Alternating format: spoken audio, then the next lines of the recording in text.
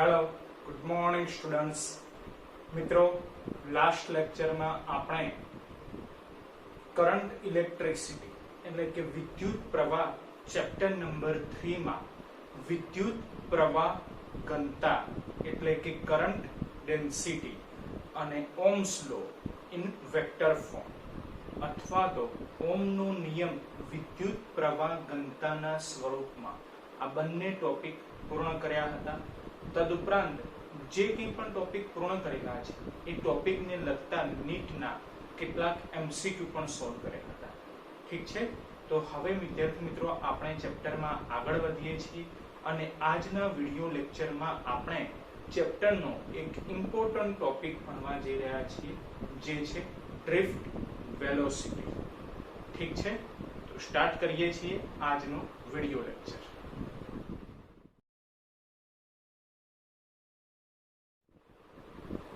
મિત્રો, ડ્રિફ્ટ વેગ શું છે એ સમજવા માટે આપણે બે કિસ્સા ધ્યાનમાં લઈએ છીએ. ઠીક છે, ચેપ્ટરનો ખાસ ઇમ્પોર્ટન્ટ ટોપિક છે, સાથે કોમ્પ્લિકેટેડ છે, એટલે ખાસ રિક્વેસ્ટ છે દરેક વિદ્યાર્થી મિત્રને કે વિડિયો લાસ્ટ સુધી જુએ અને પૂરેપૂરા કોન્સન્ટ્રેશન સાથે જુએ. ઠીક છે,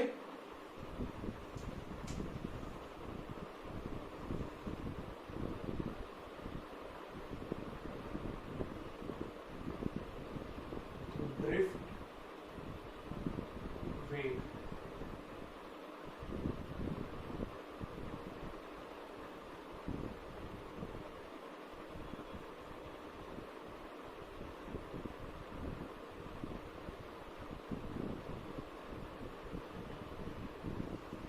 ડ્રિફ્ટ વેગ સમજવા માટે આપણે બે કિસ્સા ધ્યાનમાં લઈએ છીએ.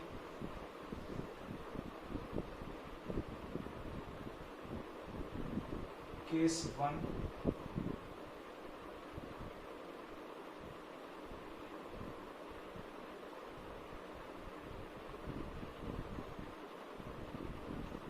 પહેલા કિસ્સામાં આપણે કોઈક સુવાહક લઈએ છીએ અને એ સુવાહકને બેટરી જોડે કનેક્ટ કરતા નથી. રાઈટ, જો આ રીતે એક સુવાહક આપણે લઈએ છીએ.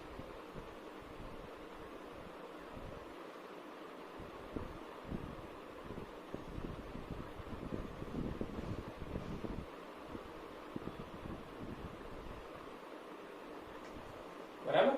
હવે મિત્રો, સુવાહકમાં આપણને ખ્યાલ છે કે ધન આયનો હોય અને ઋણ આયનો તરીકે ફ્રી ઇલેક્ટ્રોન્સ હોય છે, એટલે કે મુક્ત ઇલેક્ટ્રોન્સ હોય છે.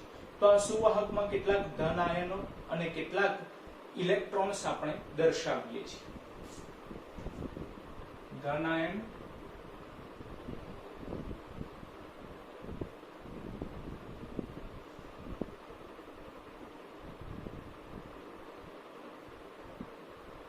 અને કેટલાક ઇલેક્ટ્રોન્સ આપણે દર્શાવીએ છીએ. Right, electrons.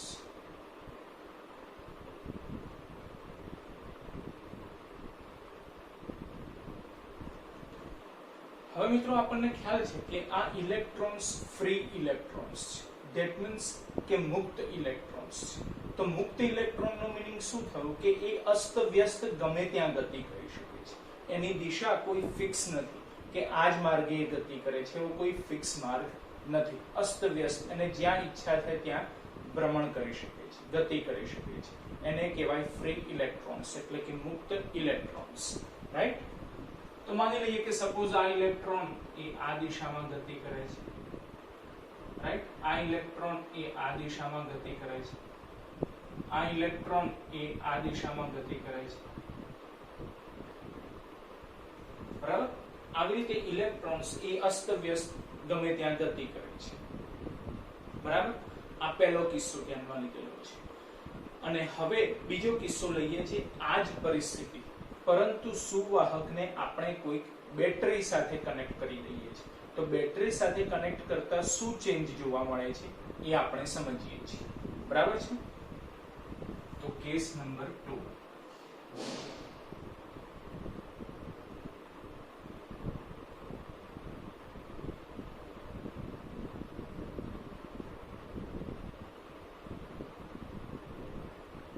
જેમાં આપણે સુવાહકને એક બેટરી સાથે કનેક્ટ કરી દઈએ છીએ.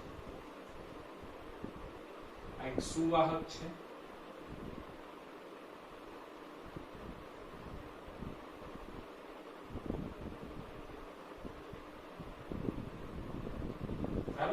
એને બેટરી વડે કનેક્ટ કરી દઈએ છીએ. આ છે battery positive terminal, battery negative terminal, right. તો સુવાહકને એક વાયર મારફતે બેટરી વડે કનેક્ટ કરી દઈએ છીએ. બરાબર. બેટરીનો પોઝિટિવ ટર્મિનલ હોવાથી સુવાહકનો આ છેડો પોઝિટિવ ટર્મિનલ તરીકે વર્તશે, રાઈટ. અને આ બેટરીનું નેગેટિવ ટર્મિનલ હોવાથી સુવાહકનો આ છેડો નેગેટિવ ટર્મિનલ તરીકે વર્તશે. બરાબર. બાકી સુવાહકમાં આપણને ખ્યાલ જ છે કે ધન આયનો પ્લસ ફ્રી ઇલેક્ટ્રોન્સ હોય છે, રાઈટ. તે દર્શાવી દઈએ. ધન આયનો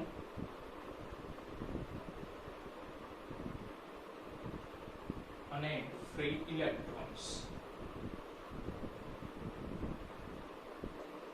આપણે સુવાહકમાં દર્શાવી દઈએ છીએ. ફ્રી ઇલેક્ટ્રોન્સ છે તો જે અગાઉ કીધું એ પ્રમાણે અસ્તવ્યસ્ત ગમે ત્યાં ગતિ કરી શકે છે, રાઈટ. તો માની લઈએ કે આ ઇલેક્ટ્રોન્સ એ આ દિશામાં ગતિ કરે છે, આ ઇલેક્ટ્રોન એ આ દિશામાં ગતિ કરે છે અને આ ઇલેક્ટ્રોન એ આ દિશામાં ગતિ કરે છે, રાઈટ. ઇલેક્ટ્રોન આવી રીતે અસ્તવ્યસ્ત ગમે ત્યાં ગતિ કરી શકે છે. પણ હવે આ કિસ્સામાં આપણે બેટરી કનેક્ટ કરેલી છે, તો બેટરી કનેક્શનના કારણે વિદ્યુત ક્ષેત્ર ઉદ્ભવશે. મિત્રો યાદ કરો, વિદ્યુત ક્ષેત્ર વિશે આપણે ફર્સ્ટ ચેપ્ટરમાં ભણી ગયેલા છે કે જ્યારે પણ વિદ્યુત ભાર હોય તો તેની આસપાસના વિસ્તારમાં વિદ્યુત ક્ષેત્ર ઉદ્ભવે છે, રાઈટ.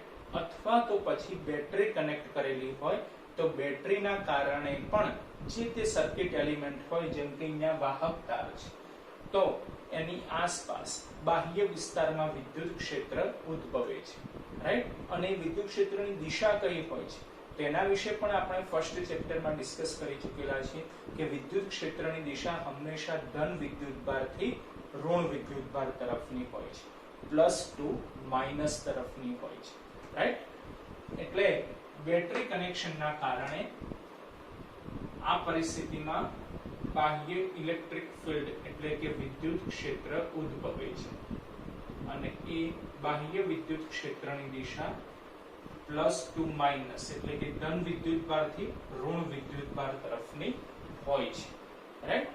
તો હવે મિત્રો બંને કિસ્સામાં ફરક સમજો કે પહેલા કિસ્સામાં બેટરી કનેક્ટ કરેલી નથી, જે કારણોસર ઇલેક્ટ્રોન્સ એ અસ્તવ્યસ્ત ગતિ કરી શકે છે, રાઈટ. જેમ કે આ રીતે માની લો કે કોઈ એક ઇલેક્ટ્રોન એ બિંદુથી ગતિની શરૂઆત કરે છે, રાઈટ. અને અસ્તવ્યસ્ત ગમે ત્યાં ગતિ કરશે. તો સપોઝ એ આ રીતે ગતિ કરે છે, બરાબર. એનો કોઈ ગતિ માર્ગ ફિક્સ નથી, આ રીતે ગતિ કરે છે એ થી બી તરફ. તમે ગમે તે આકાર દોરી શકો છો, કારણ કે ફ્રી ઇલેક્ટ્રોન્સ છે, મુક્ત અવસ્થાનું ઇલેક્ટ્રોન્સ છે, ગમે તે દિશામાં ગતિ કરી શકે છે. મેં આવા માર્ગ દોર્યો, ટેક્સ્ટ બુકમાં અલગ માર્ગ દોરેલો છે, તો તમારે કોઈ મગજમાં ફિક્સ માર્ગ રાખવાની જરૂર નથી, ગમે તે ગતિ દર્શાવી શકો છો, રાઈટ. કારણ કે ફ્રી ઇલેક્ટ્રોન્સ અને મન ફાવે ત્યાં એ ગતિ કરી શકે છે, બરાબર છે. પણ હવે બીજો કિસ્સો લઈએ કે આપણે બેટરી કનેક્ટ કરી દીધેલી છે, તો બેટરી કનેક્શનના કારણે આ ફ્રી ઇલેક્ટ્રોન્સ તો એઝ ઇટ ઇઝ જ છે, એટલે કે ગમે ત્યાં મૂવ કરી જ શકે છે. પણ બેટરી કનેક્શનના કારણે વિદ્યુત ક્ષેત્ર ઉદ્ભવશે અને વિદ્યુત ક્ષેત્રના કારણે વિદ્યુતીય બળ ઉદ્ભવશે. મિત્રો યાદ કરો, ફર્સ્ટ ચેપ્ટરમાં આપણે ભણી ગયેલા છે કે જો વિદ્યુત ભાર હોય તો એના કારણે તેની આજુબાજુના વિસ્તારમાં વિદ્યુત ક્ષેત્ર ઉદ્ભવે છે, બરાબર. અને વિદ્યુત ભાર એ વિદ્યુત ક્ષેત્રમાં વિદ્યુત ભાર તો છે જ, જે કારણોસર તેની ઉપર વિદ્યુતીય બળ લાગે છે. એ વિદ્યુતીય બળનું સૂત્ર પણ આપણે ભણી ગયેલા. બોલો શું હતું સૂત્ર? કે F બરાબર QE, F બરાબર QE યાદ આવે છે આવું એક સૂત્ર F બરાબર QE ફર્સ્ટ ચેપ્ટરમાં આપણે ભણી ગયેલા છીએ બરાબર કે Q જેટલું વિદ્યુત ભાર હોય તો એના કારણે તેની આજુબાજુ કંઈક વિદ્યુત ક્ષેત્ર હોય E જેટલું તો એ Q જેટલા વિદ્યુત ભાર પર આ વિદ્યુત ક્ષેત્રના કારણે લાગતું વિદ્યુતીય બળ F બરાબર QE જેટલું હોય છે તો હવે આ વિદ્યુતીય બળના કારણે જે ઇલેક્ટ્રોન A થી B માર્ગે ગતિ કરતો હતો એ A થી B' માર્ગે ગતિ કરે છે ધેટ મીન્સ કે સેજ એક ઘસડાય છે એટલે કે સેજ એક સ્થાનાંતર કરે છે જો આ રીતે સેજ એક એ સ્થાનાંતર કરે છે બરાબર સેજ એક ઘસડાય છે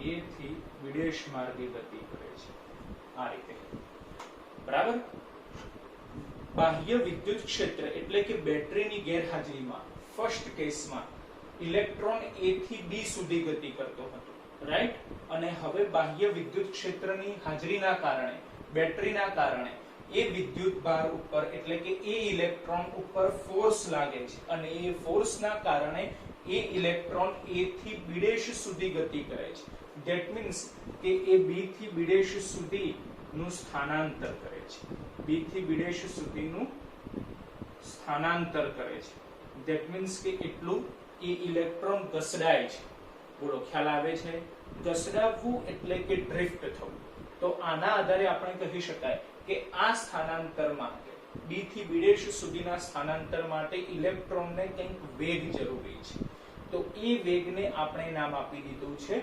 ડ્રિફ્ટ વેગ બોલો ક્લિયર થયું છે કે B થી B' સુધીનું કંઈક સ્થાનાંતર થાય છે ઇલેક્ટ્રોનનું ધેટ મીન્સ કે ઇલેક્ટ્રોન ઘસડાય છે ઘસડાવવું એટલે કે ડ્રિફ્ટ થવું તો આ સ્થાનાંતર માટે જરૂરી વેગને આપણે ડ્રિફ્ટ વેગ નામ આપેલું છે બોલો એકદમ ઈઝી વેમાં આપણે સમજાવવાનો કોશિશ કરેલી છે ફરીથી હું રિપીટ કરું છું કે ફર્સ્ટ કેસમાં આપણે કોઈ સુવાહક સાથે બેટરી કનેક્ટ કરેલી નથી ધેટ મીન્સ કે વિદ્યુત ક્ષેત્ર નથી તો વિદ્યુત ક્ષેત્રની ગેરહાજરીના કારણે ઇલેક્ટ્રોન્સ એ A થી B સુધી સપોઝ ગતિ કરે છે રાઈટ તો હવે આપણે બાહ્ય વિદ્યુત ક્ષેત્ર એપ્લાય કરીએ છીએ એટલે કે બેટરી કનેક્ટ કરીએ છીએ જે કારણોસર વિદ્યુત ભાર પર વિદ્યુતીય બળ લાગે છે અને એના કારણે જે ઇલેક્ટ્રોન પહેલા A થી B તરફ ગતિ કરતો હતો એ હવે આ વિદ્યુતીય બળના કારણે A થી B' સુધી ગતિ કરે છે ધેટ મીન્સ કે B થી B' સુધી ઘસડાય છે એનું સ્થાનાંતર થાય છે તો એ સ્થાનાંતર માટે અનુરૂપ વેગને ડ્રિફ્ટ વેગ કહે છે બોલો ક્લિયર છે અને હવે આપણે આ ડ્રિફ્ટ વેગનું સૂત્ર લાવવાનું છે બરાબર છે તેના માટે મિત્રો આપણે આ સૂત્રનો ઉપયોગ કરીએ છીએ વિદ્યુતીય બળ F બરાબર QE અત્યારે કયો વિદ્યુત ભાર આ રીતે ગતિ કરે છે તો ઇલેક્ટ્રોન કરે છે તો ઇલેક્ટ્રોનનો ચાર્જ આપણે E લઈ શકીએ રાઈટ એટલે આપણે સૂત્ર આ રીતે લખીશું કે F બરાબર QE ની જગ્યાએ E બરાબર છે હવે ન્યૂટનના ગતિના બીજા નિયમ પરથી આપણે F એટલે કે બળનું મૂલ્ય F બરાબર ma લખી શકીએ રાઈટ માટે ma equal to E લખાશે F ની જગ્યાએ ma આવી ગયા E as it is રહ્યા અને હવે a ને કરતા બનાવો તો m છેદમાં આવી જાય રાઈટ તો a બરાબર શું લખાશે બોલો તો a બરાબર E upon MIS રાઈટ આ પ્રવેગનું સૂત્ર મળ્યું કે જે ઇલેક્ટ્રોન્સ આ રીતે ફ્રી અવસ્થા મુક્ત અવસ્થામાં ગતિ કરે છે એનો પ્રવેગ કેટલો છે તો E/m જેટલો એનો પ્રવેગ છે બરાબર પણ આપણે તો ડ્રિફ્ટ વેગનું સૂત્ર લાવવાનું છે બરાબર છે તો જોઈએ છે ડ્રિફ્ટ વેગનું સૂત્ર તેના માટે મિત્રો આપણે પ્રવેગના સૂત્રનો ઉપયોગ કરીએ છીએ બોલો પ્રવેગ બરાબર પ્રવેગનું સૂત્ર શું છે તો વેગમાં થતો ફેરફાર છેદમાં સમયગાળો રાઈટ એટલે આપણે વેગ લઈએ છેદમાં સમય લઈએ છીએ, તો પ્રવેગ બરાબર વેગ છેદમાં સમય, બરાબર છે. વેગ તરીકે ડ્રિફ્ટ વેગ લઈશું, બરાબર, એટલે v ની જગ્યાએ આપણે લખી દઈએ છીએ vd, ડ્રિફ્ટ વેગ. સિમ્બોલ યાદ રાખો, ડ્રિફ્ટ વેગ vd, બરાબર. અને છેદમાં શું છે? સમય t. તો સમય t નો મીનિંગ આપણે સમજીએ છીએ, બરાબર. સમય t શું છે? તો મિત્રો આપણે કીધું કે અહીંયા જે આ ઇલેક્ટ્રોન્સ છે એ આ રીતે a થી b ના માર્ગે ગતિ કરે છે, અહીંયા જે ઇલેક્ટ્રોન છે આ રીતે a થી b' ના માર્ગે ગતિ કરે છે. તો એનો આ જે ગતિ માર્ગ છે એ ગતિ માર્ગમાં વચ્ચે ક્યાંક ધન આયનો હોવાની શક્યતાઓ છે, રાઈટ, કારણ કે સુવાહકમાં ધન આયનો છે જ, બરાબર છે, અને ઇલેક્ટ્રોન્સ પણ છે. તો ક્યાંક પોસિબલ છે કે આ ઇલેક્ટ્રોન એ ગમે તે માર્ગે ગતિ કરે છે આવી રીતે, તો વચ્ચે ક્યાંક એ ધન આયનો સાથે અથડામણ અનુભવશે, રાઈટ. માની લઈએ કે આ કોઈ એક ઇલેક્ટ્રોન્સ છે, આ કોઈ એક ઇલેક્ટ્રોન છે એ અહીંયા કોઈ એક ધન આયન સાથે અથડામણ અનુભવે છે. હવે કેટલીક વાર એવું બને મિત્રો કે ધન આયનો સાથેની ઇલેક્ટ્રોનની અથડામણના કારણે એ ઇલેક્ટ્રોન એ ધન આયન સાથે એબ્ઝોર્બ થઈ જાય છે. ધેટ મીન્સ કે ધન આયન એ ઇલેક્ટ્રોનને એબ્ઝોર્બ કરી દે છે. અને કેટલીક વાર એવું પણ બને કે ધન આયન એ ઇલેક્ટ્રોનને એબ્ઝોર્બ ન પણ કરી શકે, રાઈટ. એ એના નેચર ઉપર ડિપેન્ડ કરે છે, બરાબર છે. તો હવે આ ઇલેક્ટ્રોન એ આ ધન આયન સાથે અથડામણ અનુભવે છે અને માની લઈએ કે સપોઝ એ એબ્ઝોર્બ થતો નથી અને આગળ પોતાના ગતિ માર્ગે વધે છે, જે એનો ગતિ માર્ગ છે ત્યાં પ્રમાણે આગળ વધે છે. અને પછી ફરીથી ક્યારેક બીજા કોઈ એક સમયે, આ પોસિબિલિટી ધારો કે t1 સમય છે, તો હવે બીજા કોઈ એક સમયે t2 સમયે એ જ ઇલેક્ટ્રોન ક્યાંય પણ કોઈ પણ ધન આયન સાથે અથડામણ તો અનુભવે છે પણ એબ્ઝોર્બ થતો નથી અને ફરીથી પાછો આ ધન આયન સાથે અથડામણ અનુભવે છે. તો બે ક્રમિક અથડામણો થઈ કહેવાય, રાઈટ. બે ક્રમિક અથડામણો વચ્ચેના સરેરાશ સમયગાળાને આપણે નામ આપી દીધું છે રિલેક્સેશન સમય. રિલેક્સેશન સમય, જેનો સિમ્બોલ આપણે લઈશું ટાઉ. રિલેક્સેશન સમય, રિલેક્સેશન સમય,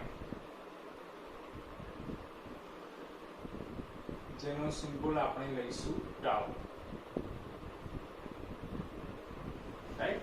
એની વ્યાખ્યા ખાસ ધ્યાનથી સાંભળી લેજો કે બે ક્રમિક ધન આયનો સાથેની ઇલેક્ટ્રોનની અથડામણો વચ્ચેનો સરેરાશ સમયગાળો, જેને રિલેક્સેશન સમય કહે છે. નોટ ડાઉન કરી લેજો રિલેક્સેશન સમયની ડેફિનેશન. ફરીથી હું રિપીટ કરું છું.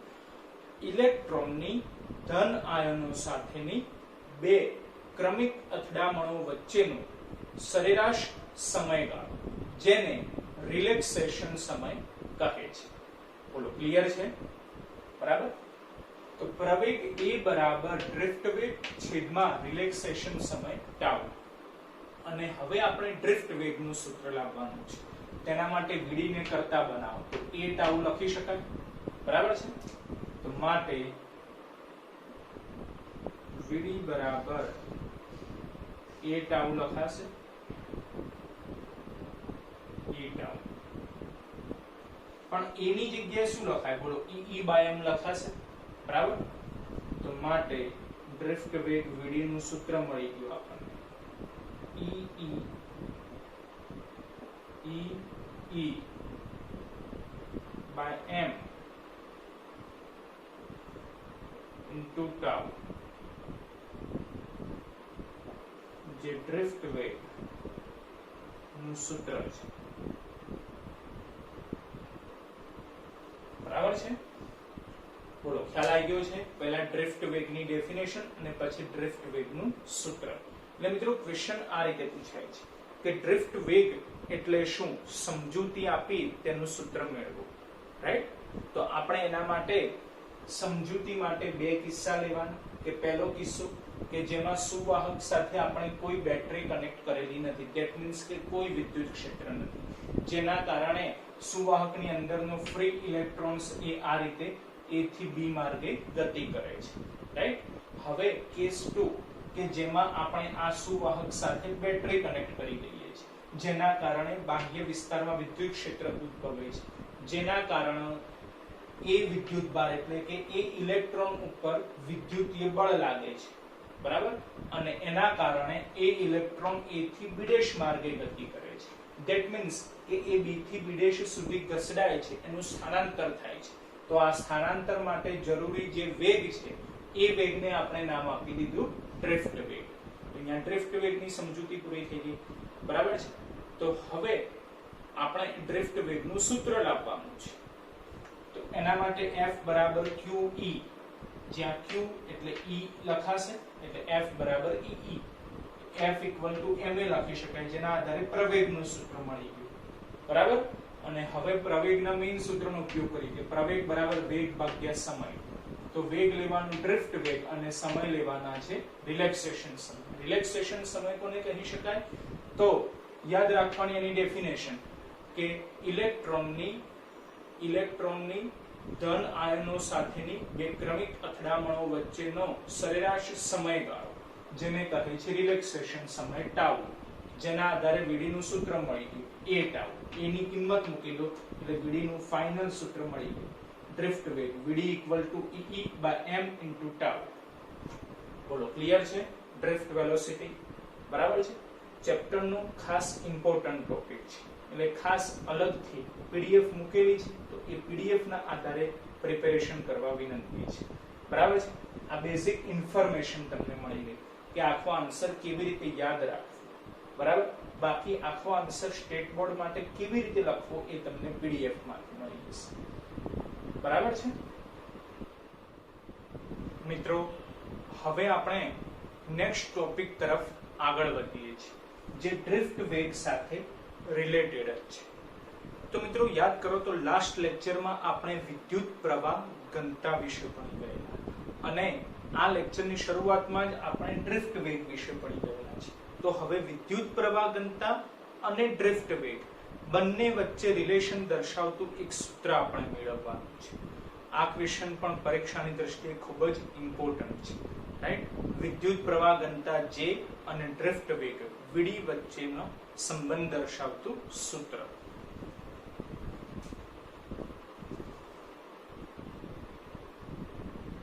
વિદ્યુત પ્રવાહ ઘનતા J અને ડ્રિફ્ટ વેગ VD વચ્ચેનું સંબંધ દર્શાવતું સૂત્ર.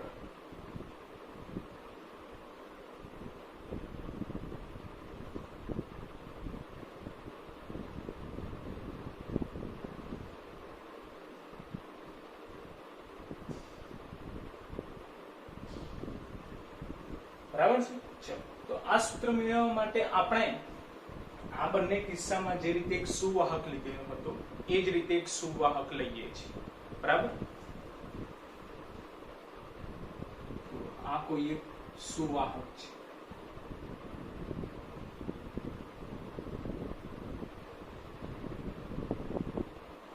સુવાહકને આપણે જો બેટરી વડે કનેક્ટ કરી દઈએ તો સુવાહકનો એક છેડો પોઝિટિવ ટર્મિનલ તરીકે વર્તશે અને બીજો છેડો નેગેટિવ ટર્મિનલ તરીકે વર્તશે. રાઈટ? તો માની લઈએ કે સુવાહકનો આ જે છેડો છે એ પોઝિટિવ ટર્મિનલ તરીકે વર્તે છે અને આ છેડો નેગેટિવ ટર્મિનલ તરીકે વર્તે છે. બરાબર? કારણ કે આ રીતે આપણે બેટરી કનેક્શન કરેલું છે. બરાબર? માની લઈએ કે સુવાહકની લંબાઈ L જેટલી છે. રાઈટ? આ જે સુવાહક છે એની લંબાઈ L જેટલી છે.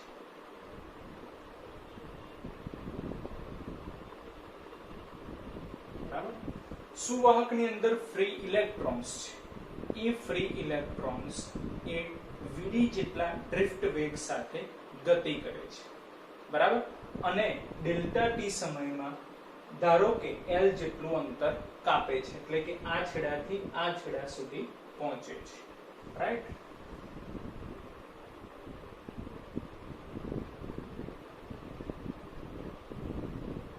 એવું કેમ દર્શાવ્યું કે આ છેડાથી આ છેડા સુધી જ ગતિ કરે છે, આ છેડાથી આ છેડા સુધી ગતિ ન કરી શકે?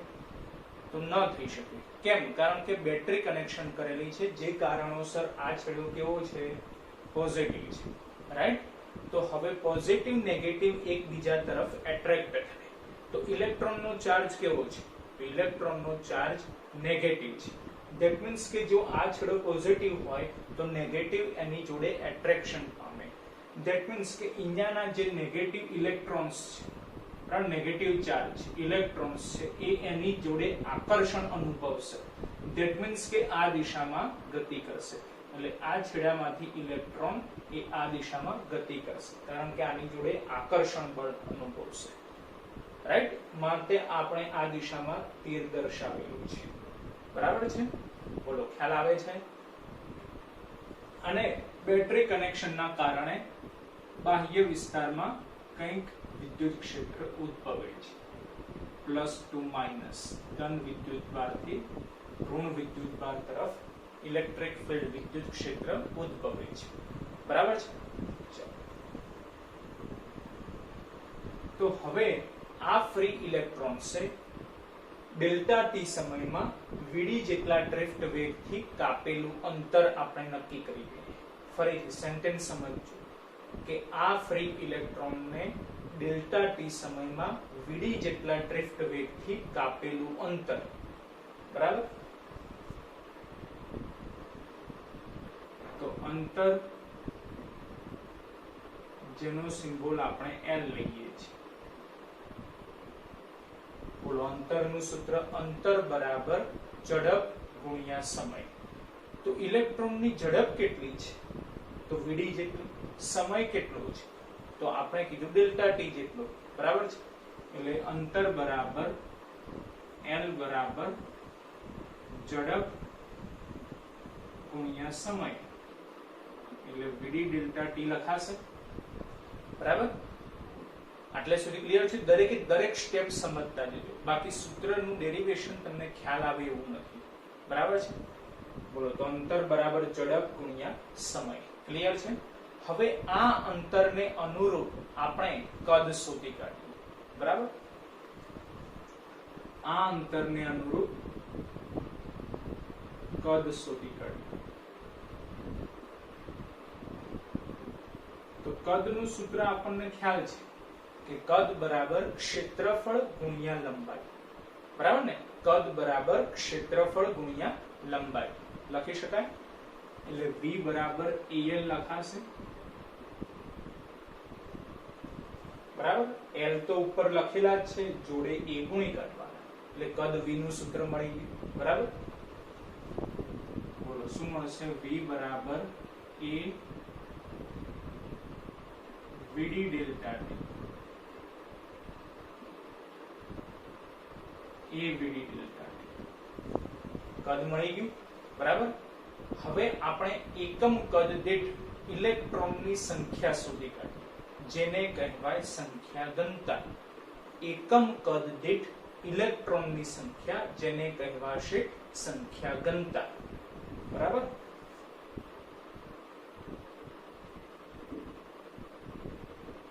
સંખ્યા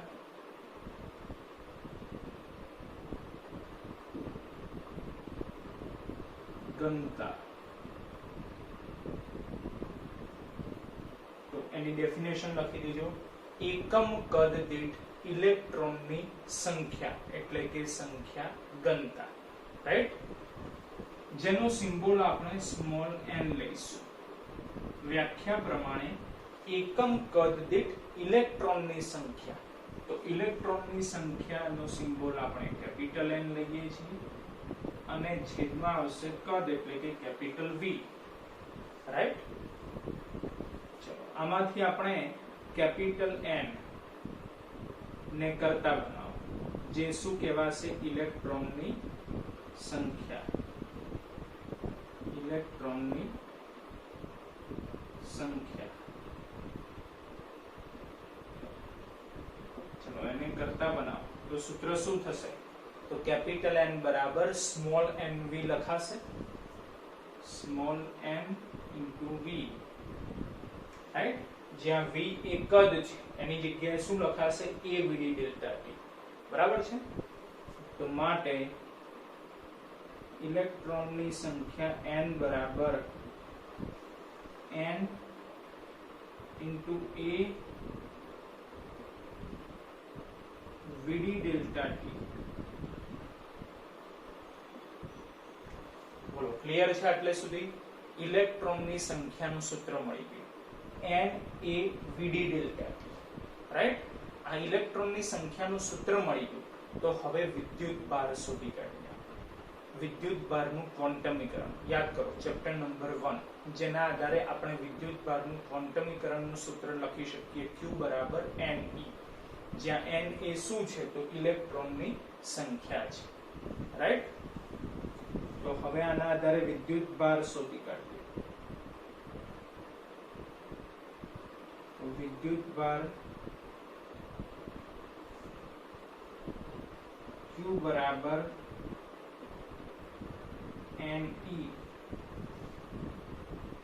માટે q બરાબર n આ રાખે, જોડે e ગુણી કાઢવાના, એટલે ne a vd delta t. બોલો ક્લિયર છે? કેપિટલ N એ ઇલેક્ટ્રોનની સંખ્યા છે, એની જોડે સ્મોલ e ગુણી કાઢે એટલે વિદ્યુત ભાર આપણને મળી ગયો. બરાબર? પણ આપણે તો શું શોધવાનું છે? વિદ્યુત પ્રવાહ લાવવાનો છે. કારણ કે જો જે એ શું છે? વિદ્યુત પ્રવાહ ઘનતા. બોલો વિદ્યુત પ્રવાહ ઘનતાનું સૂત્ર J બરાબર I/A, જે આપણે લાસ્ટ લેક્ચરમાં મેળવેલું છે. વિદ્યુત પ્રવાહ ઘનતા J બરાબર I/A, જ્યાં I શું છે? તો કે વિદ્યુત પ્રવાહ. તો કઈક રીતે આપણે વિદ્યુત પ્રવાહ લાવવો પડે, રાઈટ? તો હવે વિદ્યુત ભાર આવી ગયો છે. બોલો વિદ્યુત ભાર ઉપરથી વિદ્યુત પ્રવાહ કેવી રીતે મળે? તો I બરાબર Q/T, રાઈટ? ફર્સ્ટ લેક્ચરમાં જ આપણે વિદ્યુત પ્રવાહ વિશે ભણી ગયેલા છે કે I બરાબર Q/T, બરાબર? જેના આધારે વિદ્યુત પ્રવાહ મળશે અને એના આધારે વિદ્યુત પ્રવાહ ઘનતા મળશે. બોલો ક્લિયર છે? તો હવે જોઈએ વિદ્યુત પ્રવાહ.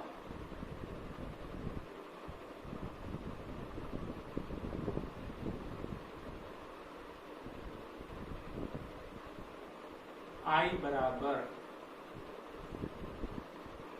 Q/T ની જગ્યાએ આપણે ડેલ્ટા t લખીએ છીએ, કારણ કે સમય આપણે ડેલ્ટા t લીધેલો છે. બરાબર છે? તો Q મૂકી દઈએ ne a vd delta t. n e a vd delta t છેદમાં delta t as it is છે. તો બોલો ડેલ્ટા t કેન્સલ થઈ જશે, તો ne a vd બાકી રહેશે. ne a vd, right? તો માટે વિદ્યુત પ્રવાહ I બરાબર ne a vd. બરાબર? મિત્રો આ સૂત્ર દાખલા માટે યાદ રાખવાનું, I બરાબર ne a vd. કેટલીક વખત ક્વેશ્ચન આટલે સુધી પણ પૂછાય છે કે વિદ્યુત પ્રવાહ I અને ડ્રિફ્ટ વેગ vd વચ્ચેનું રિલેશન દર્શાવતું સૂત્ર મેળવો. તો I બરાબર ne a vd, right? I બરાબર ne a vd. અને હવે આમાંથી જો a ને આપણે આ બાજુ લઈ જઈએ તો I/A લખાશે. બોલો I/A કોનું સૂત્ર છે? તો કે વિદ્યુત પ્રવાહ ઘનતાનું સૂત્ર છે. તો માટે નેક્સ્ટ સ્ટેપ કે I/A બરાબર આપણે લખી શકીએ J બરાબર સૂત્ર થઈ ગયું ne vd. તો કેટલીક વાર આટલે સુધી પણ સૂત્ર પૂછાય કે વિદ્યુત પ્રવાહ ઘનતા J અને ડ્રિફ્ટ વેગ VD વચ્ચે રિલેશન દર્શાવતું સૂત્ર મેળવો તો J બરાબર NE VD. આ સૂત્ર પણ દાખલા માટે યાદ રાખીશું. J બરાબર NE VD. બરાબર છે. હવે મિત્રો કેટલીક વખત આનાથી પણ આગળ એક સ્ટેપ પૂછાય છે કે અવરોધકતાનું સૂત્ર મેળવવું. બરાબર, તો એ આપણે સમજી લઈએ.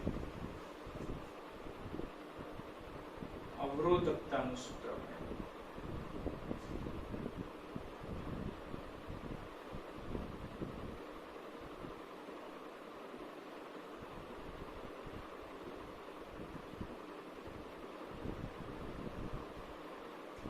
બરાબર છે. ચલો તો મિત્રો યાદ કરો, લાસ્ટ લેક્ચરમાં આપણે ઓહમનો નિયમ વિદ્યુત પ્રવાહ ઘનતાના સ્વરૂપમાં ભણી ગયેલા, જેનું સૂત્ર શું હતું? J બરાબર સિગ્મા E. બરાબર છે.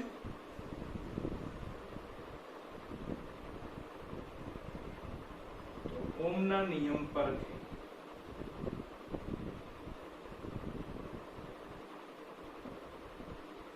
ઓહમના નિયમ પરથી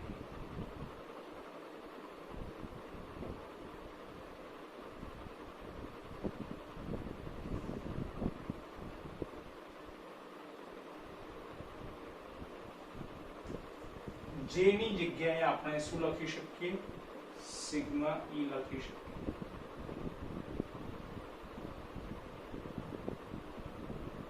ઓહમનો નિયમ શું છે? વેક્ટર ફોર્મમાં, એટલે કે વિદ્યુત પ્રવાહ ઘનતાના સ્વરૂપમાં. તો J બરાબર સિગ્મા E. તો જ્યાં J દેખાય ત્યાં આપણે સિગ્મા E લખી દીધા. બરાબર, equal to ME as it is. અને VD ની જગ્યાએ આપણે ડ્રિફ્ટ વેગનું સૂત્ર લખી શકીએ, E by m into tau. બરાબર છે. E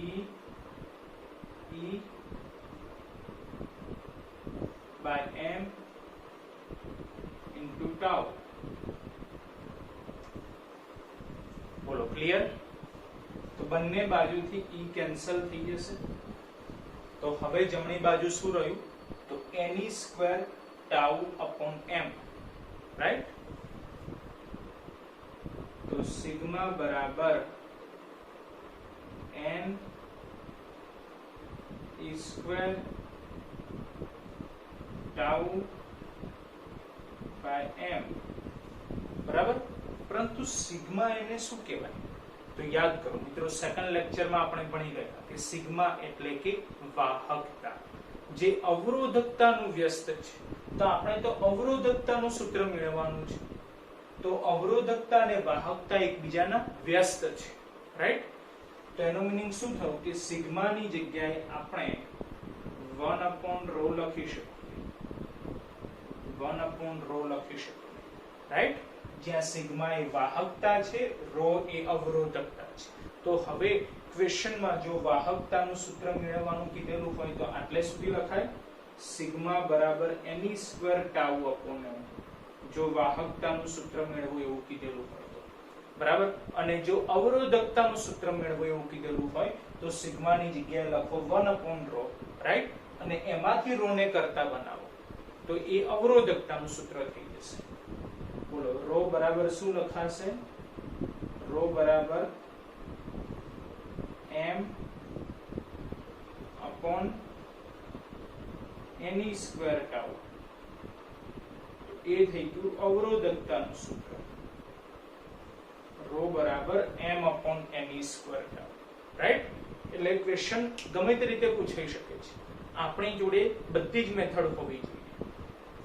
વિદ્યુત પ્રવાહના સ્વરૂપમાં પૂછાય, વિદ્યુત પ્રવાહ ઘનતાના સ્વરૂપમાં પૂછાય, વાહકતાના સ્વરૂપમાં પૂછાય કે અવરોધકતાના સ્વરૂપમાં પૂછાય. રાઈટ? ગમે તે રીતે પૂછાય. 3 માર્ક્સનું ક્વેશ્ચન. આપણે આ સ્થાનેથી સ્ટાર્ટ કરવો પડે. બોલો, ક્લિયર છે? આખો ક્વેશ્ચન મગજમાં ફિટ થઈ ગયો છે. બરાબર? પહેલા અંતર શોધવાનું કે અંતર બરાબર ઝડપ ગુણ્યા સમય. પછી કદ શોધવાનું કે કદ બરાબર ક્ષેત્રફળ ગુણ્યા લંબાઈ, બરાબર. પછી સંખ્યા ઘનતાના સૂત્રનો ઉપયોગ કરવાનો. સંખ્યા ઘનતા એકમ કદ દીઠ ઇલેક્ટ્રોનની સંખ્યા, બરાબર. એમાંથી ઇલેક્ટ્રોનની સંખ્યા શોધી કાઢીએ એટલે આપણને સૂત્ર મળી જાય NaVd ડેલ્ટા T. ઇલેક્ટ્રોનની સંખ્યા મળી ગઈ તો એના આધારે હવે વિદ્યુતભાર શોધી શકાય. Q બરાબર Ne સૂત્રના આધારે વિદ્યુતભાર મળી ગયો તો હવે એના આધારે આપણે વિદ્યુત પ્રવાહ શોધી શકીએ. I બરાબર Q/T સૂત્રના આધારે, બરાબર. તો વિદ્યુત પ્રવાહ મળી જાય અને એના ઉપરથી વિદ્યુત પ્રવાહ ઘનતા J બરાબર I/A સૂત્ર ઉપર, બરાબર. પછી અવરોધકતા અથવા વાહકતા શોધવાનું કીધેલું હોય તો ઓહમનો નિયમ વિદ્યુત પ્રવાહ ઘનતાના સ્વરૂપમાં યાદ કરવાનો કે જેની જગ્યાએ લખો સિગ્મા E, Vd ની જગ્યાએ Vd નું સૂત્ર મૂકી દો E/m * tau, રાઈટ. જેના આધારે પહેલા વાહકતાનું સૂત્ર મળશે, એનું વ્યસ્ત લઈ લઈએ તો અવરોધકતાનું સૂત્ર મળી જશે. એટલે જે માંગ્યું હોય એ પ્રમાણે આપણે આન્સર લખી શકીએ છીએ. બોલો ક્લિયર છે બંને ક્વેશ્ચન? પહેલા ડ્રિફ્ટ વેગની સમજૂતી અને પછી અવરોધકતાનું સૂત્ર, બરાબર છે મિત્રો. હવે આપણે ડ્રિફ્ટ વેગ સાથે રિલેટેડ એક નાનો એવો ચેપ્ટરનો ટોપિક પૂર્ણ કરી લઈએ છીએ, જે છે મોબિલિટી. મોબિલિટીનું મીનિંગ શું છે એ સમજવાનો આપણે પ્રયત્ન કરીએ છીએ કે પદાર્થમાં રહેલ વાહકતા તેમાં રહેલા મોબાઇલ એટલે કે ગતિશીલ વિદ્યુતભાર વાહકોના કારણે ઉદ્ભવે છે. દરેક પદાર્થમાં, કોઈ પણ પદાર્થમાં જે વાહકતા રહેલી છે એ કંઈક વિશિષ્ટ ગુણધર્મના કારણે ઉદ્ભવે છે. પદાર્થના કંઈક વિશિષ્ટ ગુણધર્મના કારણે તેમાં વાહકતા ઉદ્ભવે છે. એ વિશિષ્ટ ગુણધર્મ કયો છે? તો તેમાં રહેલા મોબાઇલ એટલે કે ગતિશીલ વિદ્યુતભાર વાહકોના કારણે તે પદાર્થમાં વાહકતા ઉદ્ભવે છે. તો વિશિષ્ટ ગુણધર્મ કયો છે? તો મોબાઇલ એટલે કે ગતિશીલ વિદ્યુતભાર વાહકો, રાઈટ. દરેક પદાર્થમાં કંઈક ગતિશીલ વિદ્યુતભાર વાહકો હોય છે, મોબાઇલ વિદ્યુતભાર વાહકો હોય છે, જેના કારણે તે પદાર્થમાં વાહકતા જોવા મળે છે, રાઈટ. ઉદાહરણ લઈએ તો જો ધાતુ પદાર્થ હોય તેમાં મુક્ત ઇલેક્ટ્રોન્સ એ મોબાઇલ વિદ્યુતભાર વાહકો તરીકે હોય છે. ધાતુ પદાર્થની અંદર ફ્રી ઇલેક્ટ્રોન્સ એટલે કે મુક્ત ઇલેક્ટ્રોન્સ એ મોબાઇલ એટલે કે ગતિશીલ વિદ્યુતભાર વાહકો તરીકે વર્તે છે, રાઈટ.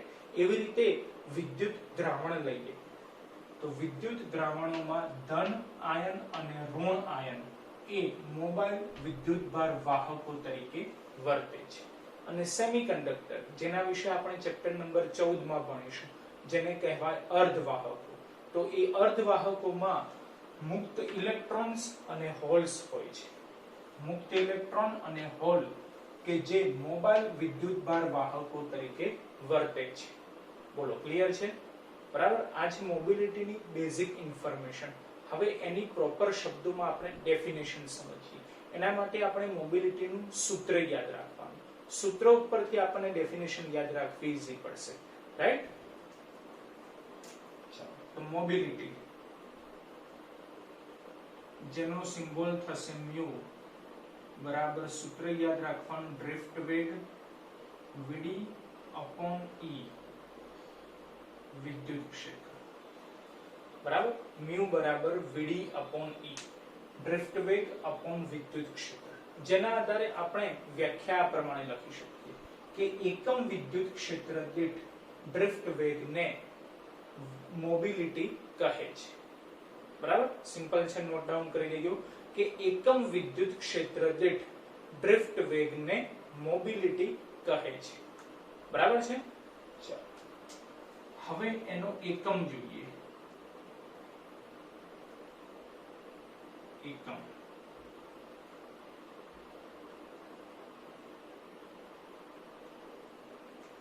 તો Vd એ ડ્રિફ્ટ વેગ છે. બોલો વેગનો એકમ તો મીટર પર સેકન્ડ, રાઈટ. પછી E એ વિદ્યુત ક્ષેત્ર છે. તો એના બે સૂત્રો છે. કાં તો તમે NC ઇન્વર્સ લખી શકો, કાં તો Vm ઇન્વર્સ લખી શકો, રાઈટ. તો આપણે Vm ઇન્વર્સ લખીએ છીએ એટલે કે વોલ્ટ પર મીટર જેના આધારે એકમ બની ગયો મીટર સ્ક્વેર પર વોલ્ટ પર સેકન્ડ. બરાબર છે. આ સિવાય પણ મોબિલિટીના ઘણા બધા એકમો છે. જેમ જેમ સૂત્રો આગળ આવતા જશે મોબિલિટીના એમ એમ એકમો પણ વધતા જશે, જે દરેક વસ્તુ તમને પીડીએફ માં મળી રહેશે. આપણે આ એનું મેઇન સૂત્ર યાદ રાખીશું, μ બરાબર vd/e, જેના આધારે આપણે વ્યાખ્યા યાદ રાખી શકીએ કે એકમ વિદ્યુત ક્ષેત્ર દીઠ ડ્રિફ્ટ વેગને મોબિલિટી કહે છે.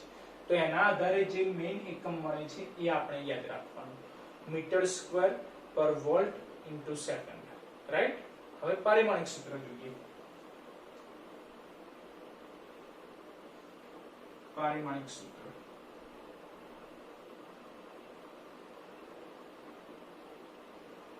m-1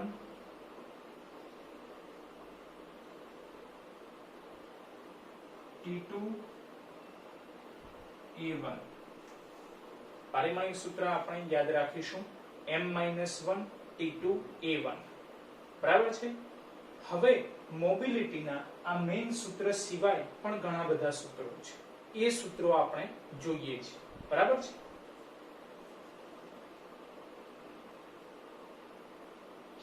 મોબિલિટીના અન્ય સૂત્રો.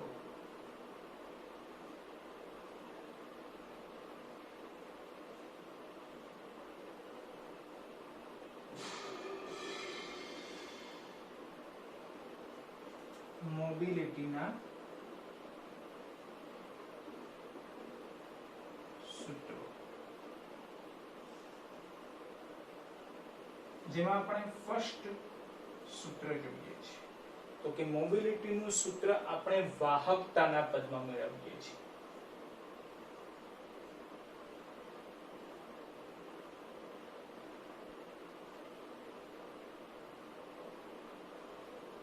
મોબિલિટીનું સૂત્ર આપણે વાહકતાના પદમાં મેળવીએ છીએ. તેના માટે આપણે હમણાં જ આગળના ક્વેશ્ચનમાં જે વિદ્યુત પ્રવાહ ઘનતા J અને ડ્રિફ્ટ વેગ vd વચ્ચેનો સંબંધ મેળવ્યો હતો એ યાદ કરીએ છીએ. બોલો, વિદ્યુત પ્રવાહ ઘનતા J અને ડ્રિફ્ટ વેગ vd વચ્ચેનો સંબંધ દર્શાવતું સૂત્ર શું હતું? J બરાબર ne vd. રાઈટ. J બરાબર ne vd. પરંતુ ઓહમના નિયમ પ્રમાણે બોલો J ની જગ્યાએ શું લખી શકાય? સિગ્મા E લખાશે. તો ઇક્વલ ટુ સિગ્મા E લખાશે. બરાબર. આપણે સૂત્ર વાહકતાના પદમાં લાવવાનું છે, ધેટ મીન્સ કે સિગ્માના પદમાં લાવવાનું છે. તો હવે આપણે vd/e લખી લઈએ, એટલે કે e ને આ બાજુ લઈ જઈએ તો ne ને આ બાજુ લઈ જવાય. રાઈટ. એટલે નેક્સ્ટ સ્ટેપ આપણું આ રીતે થશે કે vd/e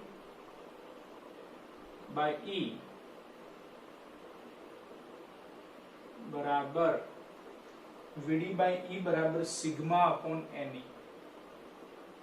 સિગ્મા અપોન ne. બોલો, vd/e કોનું સૂત્ર છે? તો vd/e એ મોબિલિટીનું સૂત્ર છે, એટલે કે μ નું સૂત્ર છે. તો μ નું પહેલું સૂત્ર મળી ગયું, μ બરાબર સિગ્મા અપોન ne. μ બરાબર સિગ્મા અપોન ne, જ્યાં સિગ્મા એ વાહકતાના સ્વરૂપમાં છે. રાઈટ. એટલે આ સૂત્ર કહી શકાય કે મોબિલિટીનું એવું સૂત્ર કે જે વાહકતાના સ્વરૂપમાં છે. તો μ બરાબર સિગ્મા અપોન ne. બરાબર છે. બીજું સૂત્ર જોઈએ, જે રિલેક્સેશન સમયના સ્વરૂપમાં છે. રિલેક્સેશન સમય.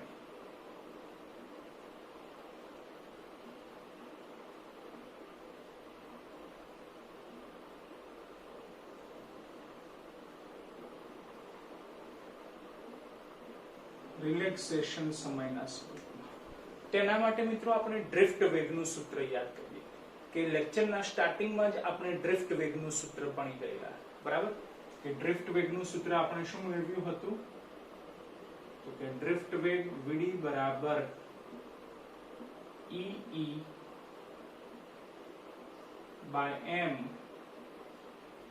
Into tau. બરાબર છે? આ સૂત્ર આપણે મેળવ્યું હતું. એમાંથી કેપિટલ ઈ ને છેદમાં લઈ જઈએ. બરાબર? તો સૂત્ર શું લખાશે? બોલો શું લખાય? VD upon E બરાબર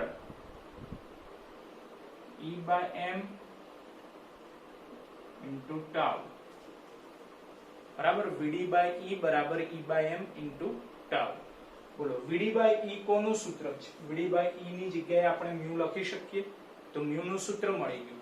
મોબિલિટી નું બીજું સૂત્ર કે mu બરાબર E tau by M. આ સૂત્રમાં ટાઉ આવે છે, ધેટ મીન્સ કે રિલેક્સેશન સમય આવે છે. તો એના આધારે આપણે કહી શકીએ કે મોબિલિટીનું એવું સૂત્ર કે જેમાં રિલેક્સેશન સમય આવે. તો mu બરાબર E tau by M. બોલો બંને સૂત્રો ક્લિયર થઈ ગયા. બરાબર? અને થર્ડ એન્ડ લાસ્ટ સૂત્ર આપણે જોઈએ વિદ્યુત પ્રવાહના સ્વરૂપમાં. મોબિલિટીનું એવું સૂત્ર વિદ્યુત પ્રવાહના સ્વરૂપમાં.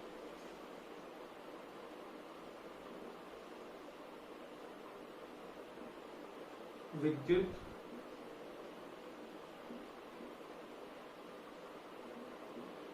પ્રવાહના સ્વરૂપમાં. તો વિદ્યુત પ્રવાહના સ્વરૂપમાં આપણે મોબિલિટીનું સૂત્ર મેળવવું હોય તેના માટે આ સૂત્ર યાદ કરીએ. J બરાબર NEVD. બોલો J એ શું છે? વિદ્યુત પ્રવાહ ઘનતા. તો એના આધારે J નું સૂત્ર શું થશે? I by A લખાશે. તો માટે I by A બરાબર NEVD લખાશે. NEVD. બરાબર? ચલો આમાંથી VD ને કરતા બનાવો. બોલો VD બરાબર mu E લખાશે. બરાબર? તો માટે I બરાબર A ને સામે લઈ જઈએ. તો NEA ને VD ની જગ્યાએ શું લખાશે? mu E લખાશે. તો mu E. ચલો આપણે શું શોધવાનું છે? mu એટલે કે મોબિલિટી નું સૂત્ર લાવવાનું છે. તો mu ને કરતા બનાવો, બાકી બધું છેદમાં આવી જશે. તો mu બરાબર બોલો સૂત્ર શું મળશે? I upon NEAE. NEAE જે મોબિલિટી નું ત્રીજું સૂત્ર છે. આ સૂત્રમાં વિદ્યુત પ્રવાહ આવે છે. એટલે મોબિલિટી નું એવું સૂત્ર કે જે વિદ્યુત પ્રવાહના સ્વરૂપમાં છે. mu બરાબર I upon NEAE. રાઈટ? તો આ રીતે મોબિલિટી નું મેઇન સૂત્ર ખ્યાલ આવી ગયું. mu બરાબર VD upon E. જેના આધારે ડેફિનેશન યાદ રાખવાનું કે એકમ વિદ્યુત ક્ષેત્ર દીઠ ડ્રિફ્ટ વેગને મોબિલિટી કહે છે. એના આધારે એકમ પારિમાણિક સૂત્રો. આ સિવાય મોબિલિટીના અન્ય 3 સૂત્રો પણ યાદ રાખવાના. વાહકતાના સ્વરૂપમાં, રિલેક્સેશનના સ્વરૂપમાં અને વિદ્યુત પ્રવાહના સ્વરૂપમાં. બરાબર? આ ત્રણેય સ્વરૂપના આધારે જે સૂત્રો છે મોબિલિટીના, એના આધારે એના વિવિધ એકમો પણ છે. તો એ દરેક એકમો આપણને PDF માં મળી રહેશે. બોલો ક્લિયર છે? તો મોબિલિટી બરાબર છે. અહીંયા આપણે આ વિડિયો લેક્ચર કમ્પ્લીટ કરીએ છીએ અને મળીએ છીએ નેક્સ્ટ વિડિયો લેક્ચરમાં નેક્સ્ટ ટોપિક સાથે. બરાબર છે?